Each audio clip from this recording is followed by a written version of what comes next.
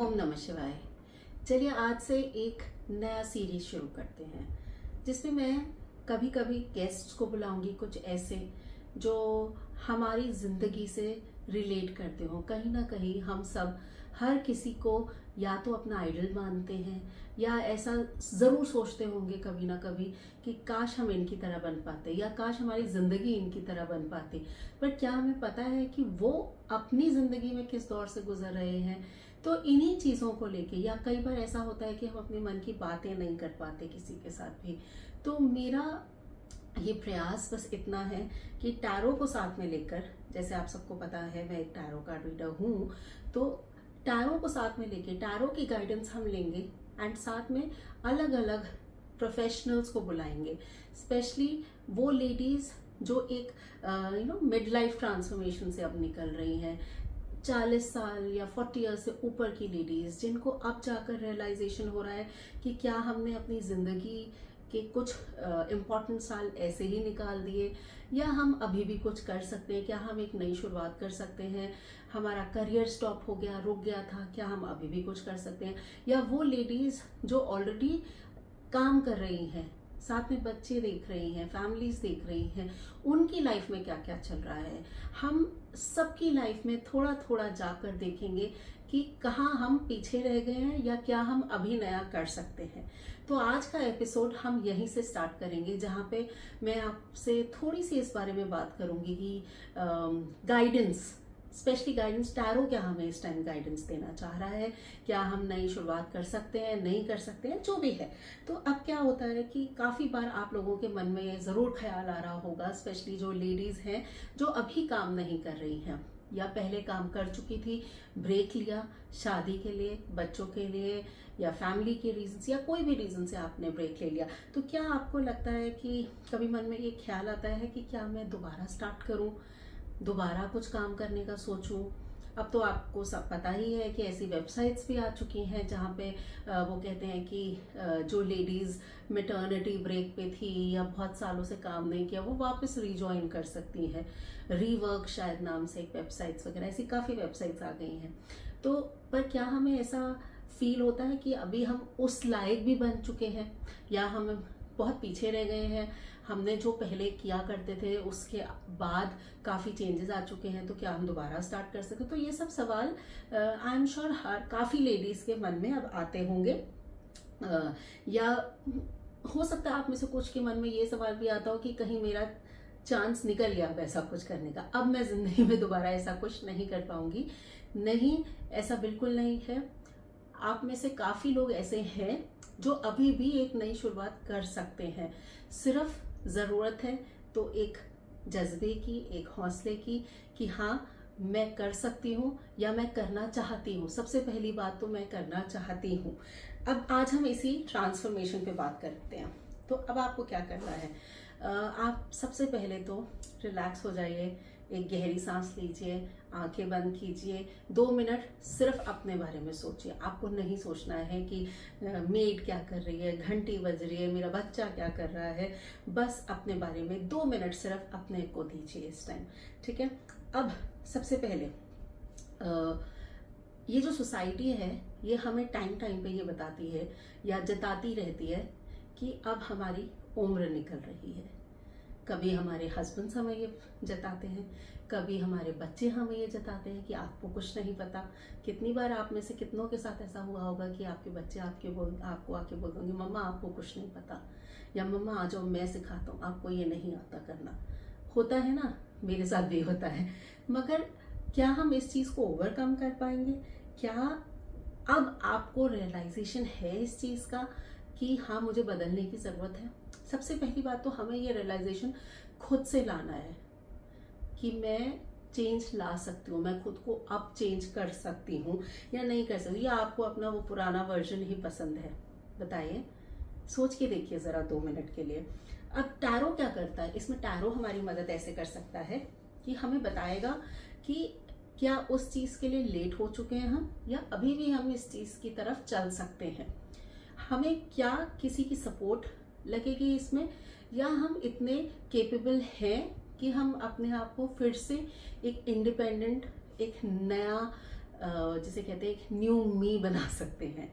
चलिए इसके साथ सबसे पहला मैं कार्ड खोलती हूँ टैरो का, देखते हैं सबसे पहले टैरो से क्या गाइडेंस आ रही है। ओह, हम बात ही इसी चीज के कर रहे थे और सबसे पहला कार्ड ही डेथ कार्ड खुल के आया है। अब डेथ कार्ड क्या कहता है? डेथ कार्ड का मतलब होता है ट्रांसफॉर्मेशन, मतलब एक बदलाव। पर ये बदलाव नेगेटिव को एंड करता है और पॉजिटिव की तरफ जाता है। मतलब जो पुराना था, जो अच्छा नहीं था, उसको पीछे छोड़ दीजिए और नया जो अच्छा है, जो आपके लिए बेहतर है, उसको पकड़ना है हमें। हमें देखो, हर इंसान जो इस दुनिया में जन्म लेता है उसकी एक आइडेंटिटी तो है। सरकार ने भी एक आइडेंटिटी कार्ड हमारे लिए बना के दिया है कि हम सो एंड सो पर्सन है और हमको दुनिया उसी नाम से या उसी चीज से जानती है। पर आप में से काफी लोग ऐसे होंगे जिनको लोग ऐसे जानते होंगे कि ये उनकी वाइफ है या ये उसकी मदर है, राइट? कितने लोग हैं आप में से, कितनी लेडीज ऐसी हैं जो अपने नाम से जानी जाती हैं? मैं इतना जानती हूँ, सबकी बात नहीं कर रही हूँ, बट काफी लोग, अभी भी काफी लोग, खासकर इंडिया या जो ऐसी कंट्रीज हैं, इसमें काफी लोग अभी भी लेडीज ऐसी हैं जो अपने पैरों पे या तो खड़ी ही नहीं हो पाई कभी, या जब खड़ी हुई थी तो बीच में किसी और रीजन से छोड़ना पड़ गया उनको। तो क्या वो कॉन्फिडेंस खत्म हो चुका है? नहीं। डेथ कार्ड आपको यही बता रहा है कि अब आपको ना ये पुरानी चीजें थोड़ा सा पीछे रख के चलिए। स्पेशली जो लेडीज 40-50 की एज में पहुंच चुकी हैं, उनके लिए ना ये एक सेकेंड इनिंग्स होनी चाहिए लाइफ की। अब वो कीजिए जो जिसके लिए आप क्या सिर्फ शादी करने के लिए, फैमिली संभालने के लिए या बच्चों को संभालने के लिए इस दुनिया में आए थे? नहीं। कितनी लेडीज हमारे आसपास ऐसी हैं जो आज भी अपना नाम रोशन कर रही हैं, साथ में सब कुछ करती भी हैं और नाम भी रोशन करती हैं। तो क्या हमें उनसे थोड़ा सा इंस्पिरेशन लेकर आगे नहीं बढ़ना चाहिए? कई बार मजबूरी होती है तो आगे बढ़ सकते हैं, कई बार मजबूरी नहीं, खुद की आइडेंटिटी बनाने के लिए आगे बढ़ना चाहिए। तो अब आपको डेथ कार्ड क्या कहता है कि जो एक आज तक जो हम एक पैटर्न से चले आ रहे थे, उस पैटर्न को ब्रेक कीजिए। एक अनएक्सपेक्टेड सडन चेंज लेके आने की जरूरत है। आप ला सकते हैं एक अनएक्सपेक्टेड सडन चेंज। अपने लिए एक जगह बनाइए, अपनी एक दुनिया बनाइए जिसमें आप हैं और आप वो सब कर रहे हैं जो आप करना चाहते थे आज तक, जो आपका मन था, जो कभी नहीं कर पाए। मान लीजिए कोई ऐसे लोग हैं जो एक ट्रैवलिंग, सोलो ट्रैवल करना चाहते थे, नहीं कर पाए, अब कीजिए। थोड़ा सा टाइम लगता है, थोड़ा सा इनकरेजमेंट चाहिए किसी की तरफ से कि क्या मैं सोलो ट्रैवल, या डर लगता है कि मैं क्या सोलो ट्रैवल कर पाऊंगी, तो मत कीजिए सोलो। ग्रुप्स हैं अब तो ऐसे जिसमें आप घर से तो अकेले जाएंगी, पर वहां आपके जैसे और कितने लोग मिलेंगे जिनके साथ मिलके आप ये दुनिया देखेंगी। और ये तो सिर्फ एक एग्जाम्पल है। जैसे मैंने पहले कहा, डेथ कार्ड आपको सिर्फ ये बता रहा है कि नेगेटिव से पॉजिटिव की तरफ बढ़िए। ठीक है, अपने आप को एक जगह रोकने के लिए या कन्फाइन करने के लिए नहीं बने हैं आप, बदलिए। चलिए नेक्स्ट कार्ड देखते हैं। नेक्स्ट कार्ड क्या कहता है हमें? नेक्स्ट कार्ड है हर्मिट का कार्ड। अब हर्मिट हमें क्या कहता है? हर्मिट कहता है कि ढूंढिए, अपने आप को तराशिए, क्या ऐसी चीजें हैं जो आप जिंदगी में कर सकते थे या करना चाहते हैं, क्या आपकी पसंद है, ऐसी कौन सी चीजें हैं जो आपको करना अच्छा लगता है और ऐसी कौन सी चीजें जो आपको करना अच्छा नहीं लगता, या ऐसे कौन से लोग हैं फॉर दैट मैटर जिनके साथ आपको मिलना बात करना पसंद है, या ऐसी कौन सी आदतें हैं जो हो सकता है आपने अपने किसी भी फैमिली मेंबर की वजह से छोड़ दी हो कि उनको पसंद नहीं है तो हम भी नहीं करेंगे। या कितनी बार ऐसा होता है कि कई बार, ये तो बहुत छोटी सी चीज़ है, कई बार खाने की चीज़ ऐसी होती है जो हम काफ़ी बार नहीं बनाते कि यार मेरे बच्चों को पसंद नहीं है या मेरे हस्बैंड को पसंद नहीं है, तो मैं वो बनाती हूँ जो उनको पसंद है, मेरा क्या है, होता है ना ऐसा बहुत बार। तो हर्मिट आपको कह रहा है कि जो छूट गया पीछे उसको वापस लेके आइए, उसको ढूंढिए।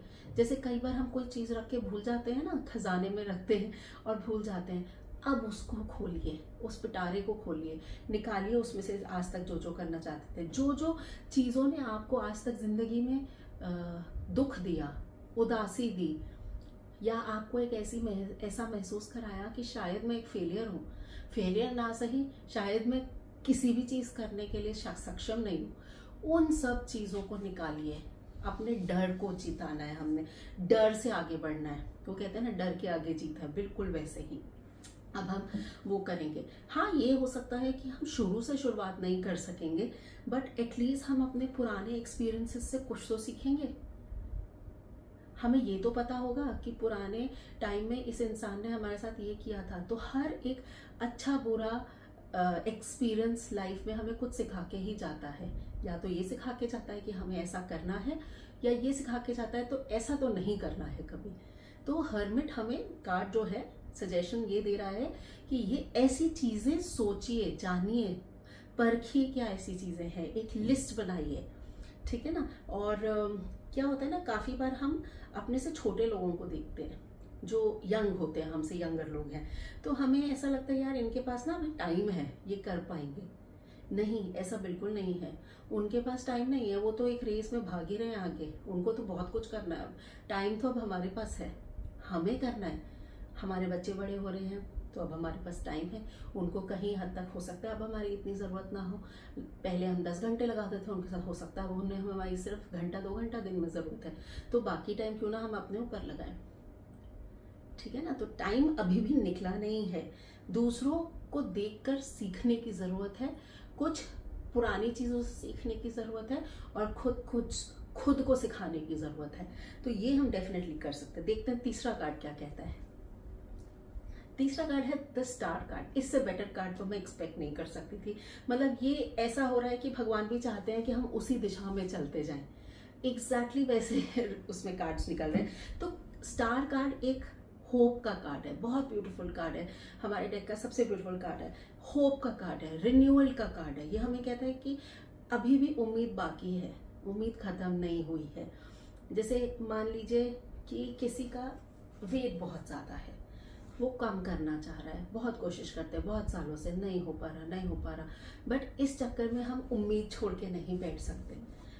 आपके पास किसी और दिन ना सामने कोई आपकी पुरानी फ्रेंड दिख जाएगी ना जिसने किया होगा ऐसा, आपको एक उम्मीद बन जाएगी कि अरे ये कर सकती है इस उम्र में जाकर, तो हम भी कर सकते हैं इस उम्र में जाकर। तो इसलिए उम्मीद नहीं छोड़नी है, उम्मीद अभी भी बाकी है।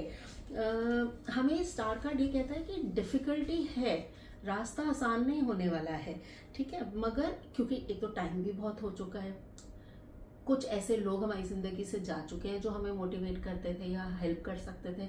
हो सकता है कुछ ऐसे नए लोग आ जाएं अब जिंदगी में, सपोर्ट तो चाहिए होती है। तो एक उम्मीद रखिए, आपकी कहानी ना अभी खत्म नहीं हुई है, जैसे कहते हैं शो मस्ट गो ऑन। तो अभी ये मत सोच के बैठ जाइए कि बस मैंने तो अपनी जिंदगी जी ली, या मेरे सपने, अब तो क्या ही मेरे सपने हैं ना, जो मेरे बच्चे कर लें, मेरे बच्चे अच्छे कर लें, मेरे पति अच्छा कर लें, तो मैं उसी में खुश हूँ। नहीं, उसी में क्यों खुश होना है, आप क्या सिर्फ इसी के लिए खुश होने के लिए आई थी? तो फिर इसके लिए तो हम एक मेड भी हायर कर सकते थे। वो सब काम जो आप कर रही थी वो एक मेड भी कर सकती थी ना। काफी लोग ऐसे हैं जो रखते हैं मेड्स। तो इसमें आपने क्या अलग कर दिया? तो अपना एक आइडेंटिटी बनाने की बहुत ज़रूरत है। सपने आपने भी देखे होंगे ना, कभी तो देखे होंगे कि मैं ये करना चाहती हूँ, मैं वो करना चाहती हूँ। अब वक्त है, करके दिखाइए, क्यों नहीं करेंगे। और इस चीज़ में मैं आपकी डेफिनेटली मदद करूँगी। डिफरेंट, जैसे मैंने पहले भी शुरू में बोला था कि मैं अलग अलग प्रोफेशंस में से लोगों को इन्वाइट करूँगी, गेस्ट को इन्वाइट करूँगी, लेडीज़, हर प्रोफेशन से। अगर आप मुझे सलाह देना चाहते हैं कि किसको बुलाऊं मैं अपने पॉडकास्ट शो में, मैं उनको बुलाऊंगी। या उस प्रोफेशन से आप चाहते हैं कि किसी ऐसे प्रोफेशन, मान लीजिए आप टीचिंग स्टार्ट करना चाहते हैं और आप चाहते हैं कि आप किसी टीचर के मुंह से ही सुनना चाहते हैं कि वो अपनी लाइफ को कैसे बैलेंस करके चलती है, तो प्लीज़ सजेशंस दीजिए। मैं अगले पॉडकास्ट में किसी टीचर को इन्वाइट करूँगी। टीचर हो गए, डॉक्टर हो गया, वकील हो गए।